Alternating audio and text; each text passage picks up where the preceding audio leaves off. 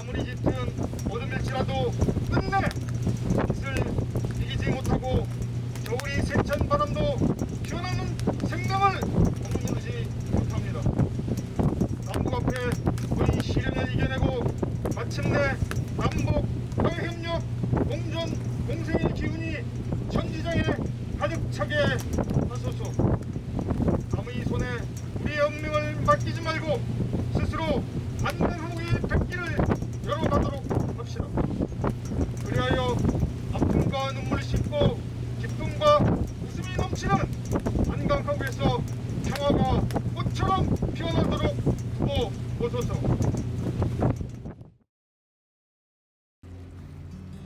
지난 10월 12일 오전 인천 강화군 성모도 어류정항 앞 3.355 모인 승객 50여 명을 태운 80톤급 여객선이 한강하구 물살을 가르며 북으로 향한다. 배에는 시민단체 활동가부터 종교인, 정치인, 예술인, 평화운동가 등 다양한 분야 시민들이 함께했다. 비록 직업은 달랐지만 그들의 바람은 하나였다. 바로 평화다.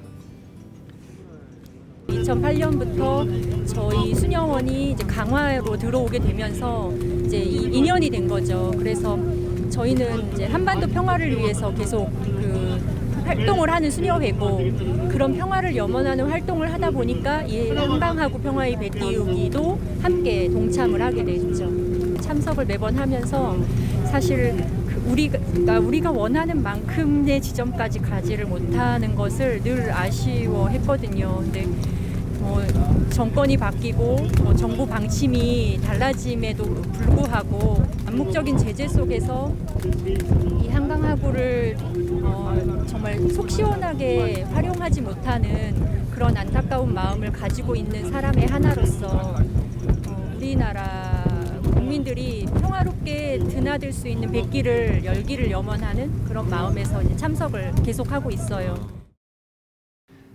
지난해 코로나 여파로 뜨지 못했던 한강하구 평화의 배가 이날 어류정항을 출항했다.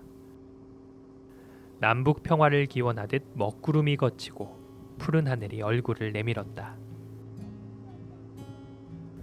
한강하구 평화의 배 띄우기 행사는 16년 역사를 갖고 있다. 2005년부터 2008년까지 매년 정전협정일에 맞춰 진행하다 이명박 정부 출범 이후 남북관계 경색으로 중단됐다가 10년 뒤인 2018년부터 재개됐다. 평화의 배 띄우기는 한강하구를 남북 평화의 교두보, 평화수역으로 만들기 위한 민간 차원의 운동이다.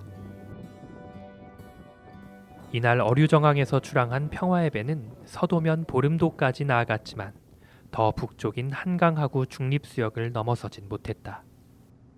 정전협정 1조 5항에 따르면 한강하구 수역은 남북 민간 선박이 모두 이용할 수 있는 개방지역이지만 유엔군사령부 군사정전위원회 허가 없이는 민간 선박이 출입할 수 없는 게 현실이다.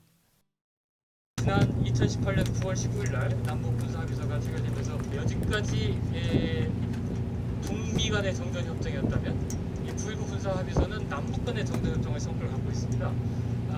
내용은 거의 비슷한데 주체가 달라졌기 때문에 우리가 스스로 이것을 이제 결단에 따라서 바꿀 수 있는 이런 여지가 생겼고 실제 그런 일이 벌어졌습니다.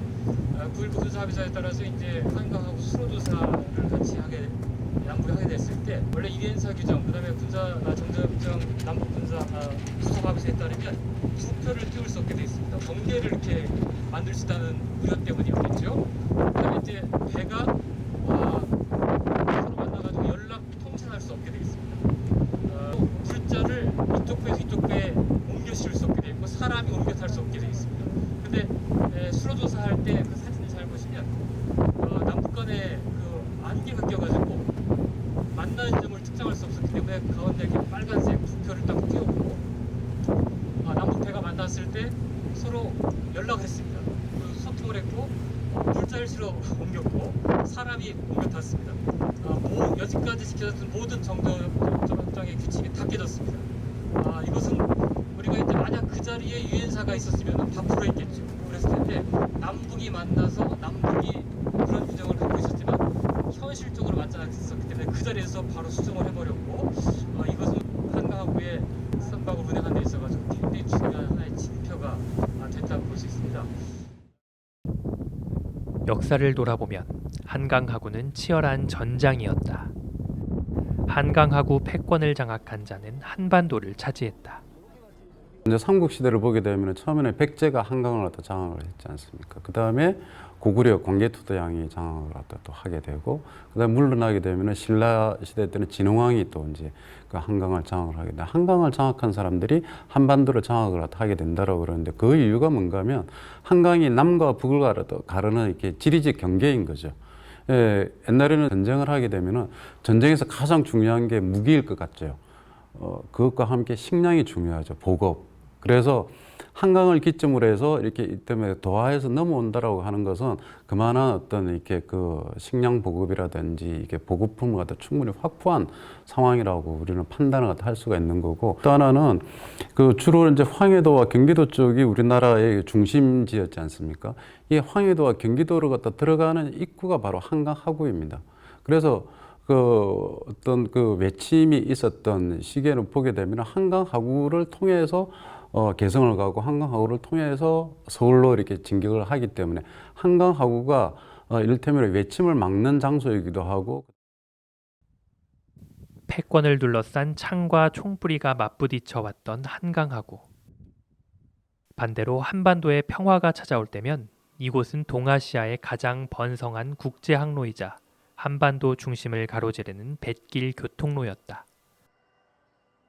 윤명철 교수가 동아지중해라고 이야기를 하는데, 한반도를 중심에 놓고 서쪽으로는 중국, 그 다음에 동쪽으로는 일본, 그 사이의 바다를 갖다 지중해라고 보는 거죠. 동아지중해의 교통로의 가장 결절점, 중간 지점에 있는 교차로 같은 역할을 하는 것이 바로 한강하구였다라고 보는 거죠.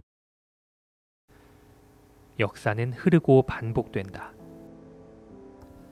냉전 시대가 막을 내린 오늘날, 한강하구 역시 이제 긴장으로 가득 찬 패권의 공간이 아닌 평화지대와 국제 항로로 발돋움을 준비 중이다. 평화를 위한 노력들은 하나둘 작지만 뚜렷이 족적을 남기고 있다. 지난 10월 14일 인천 강화군 성모도 석포리 선착장에서는 분단으로 고향과 가족을 잃은 실향민을 실은 망향배가 한강하구 물살을 갈랐다. 평화의 배 띄우기가 민간 차원의 평화운동이었다면 망향배 띄우기는 인천시와 통일부, 즉 관 차원의 평화운동이었다. 실향민 25명을 태운 망향배 역시 평화의 배와 마찬가지로 북으로 향했지만 교동대교 넘어 한강하구 중립수역 안까지는 들어가지 못했다. 실향민들은 시동이 멈춘 배 위에서 교동대교 넘어 북녘 땅을 바라봤다. 평화의 바람아 불어라. 한 목소리로 외친 그들의 손에는 바람개비가 하나씩 들려 있었다.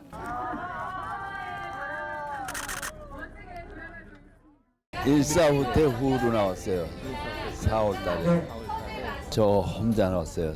친구 둘하고 셋이서. 가족들은 전부 따로따로 나와서 여기 와서 만났어요. 형님 먼저 나오시고, 그다음에 누님 나오시고, 나 나오고, 전부 따로따로 나와서 교동에서 만났어요. 부모님 아직 이북에 계시고, 동생도 둘 이북에 있어요. 예. 처음에는 뭐 거의 매일 나다 싶은데 요즘은 가끔 생각이 나지. 밤에 꿈에 잘 보여요. 황해도 연백군 연안읍. 그 교동 가면 산이 보여요. 보이는데 못 가지. 올 추석 때도 갔다 왔어요. 처음에 우리가 나올 때 이렇게 오래 갈 줄 모르고 그냥 아무것도 안 가지고 그냥 나왔어요. 나와서 고생 많이 했어요. 고향에 갔다 온 기분은 나긴 나는데 뭐 하여튼 계속 생각하고 있어요 지금. 온 것이 하여튼 좋았습니다. 자주 있었으면 좋겠어요 이런 기회가. 한강하구를 평화수역으로 만들자는 데에는 이견이 없다. 하지만 어떻게라고 물었을 때의 답은 다양할 수 있다.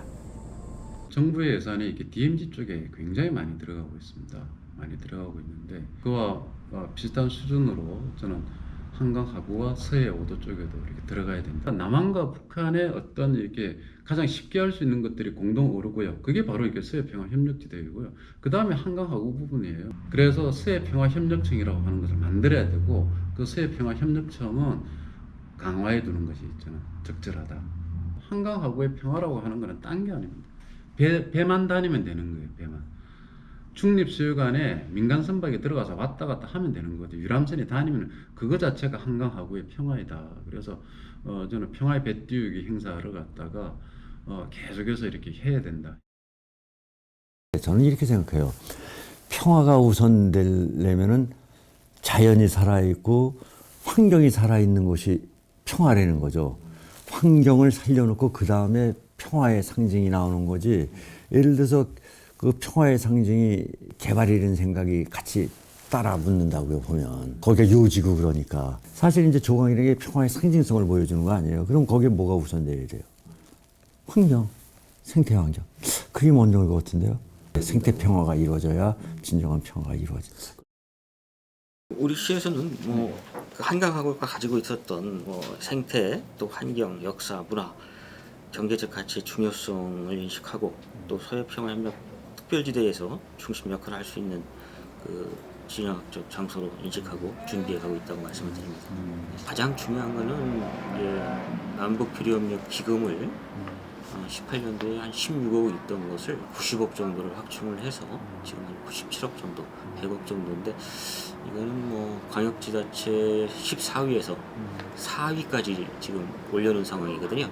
재원이 있어야 어떤 사업도 할 수 있고 하는 부분이기 때문에 또 그동안 지역사회에서 가지고 있던 인적 네트워크라든지 또 지역의 평화 자산 또 관련되는 용역이라든지 여러 가지 나중에 그 남북 문제가 긍정적으로 호전이 됐을 때를 준비하는 그런 사업들을 꾸준히 준비해 왔다고 말씀드릴 수 있습니다. 그동안은 어떻게 보면은 통일이라는 부분으로 문제를 접근을 했다라면 지금은 민선 7기 들어오면서 평화도시 조례가 만들어지고 기본계획을 수립하면서 그 평화로 접근을 방향을 좀 틀었습니다.